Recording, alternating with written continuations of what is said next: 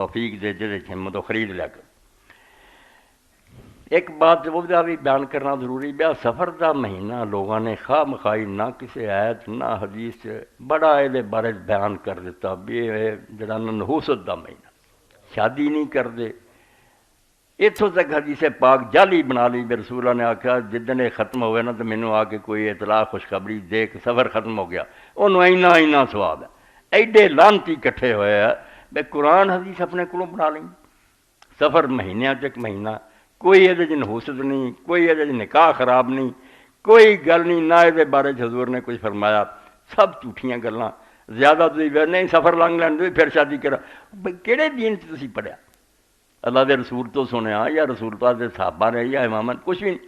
تو جعلی باتاں جڑیاں انہوں تو بھی توبہ کرنی چاہیے۔ اور یہ ایک اور بات بھی میرے ایک دوست نے آخیا کہ کئی لوگ آتے ہیں بھی نبی علیہ السلام نے فرمایا بھی رشتے داراں نکاح نہ کرو، یہ وہ بیماریاں خاندانی جڑیاں ہوندی۔ آج کل ڈاکٹر بڑا پھیلا رہا ہے کہ نظریہ ہے کہ اپنے قرابت منداں نکاح نہیں ہونا چاہیے، اور یہ ایک حدیث ہی بنا کر دی کہ حضور نے فرمایا کہ تربو لا تزو، باہر رشتے کریا کرو پھر تسی بیمار نہیں ہوگے۔ اور جنہیں لکھی ہے نا اپنی کتاب، اس دور کے بڑے اچھے نیک آدمی مگر انہیں حاشیے لکھیا تو مینوں یہ لبا نہیں سراغ بھی کتنے آ، اگر کوئی ڈھونڈ سکتا تو مینوں اطلاع دے دے بھی یہ حدیثاں کتنے۔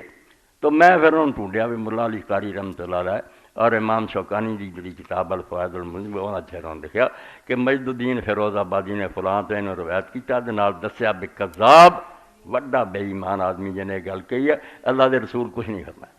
اور عمل تسی جان دے جے بے حضرت علی اور حضرت فاطمہ کنا قریبی رشتہ، رسول اللہ دے چاچے دے پتر پر نکاح کیتا، پھر رسول کریم علیہ السلام نے حضرت عثمان رضی اللہ تعالیٰ دو بیٹیاں دیتیاں، وہ حضرت علی تو بھی تھلے یہ چاچے دے پتر سی نا، کڈا رشتہ بے رسول اللہ دی پھپھی دی بیٹی اروا گاؤں دا عثمان بیٹا، پھپھی دی بیٹی دا بیٹا اصل بھانجا لگتا، وہ بھی آپ نے نکاح کیتا۔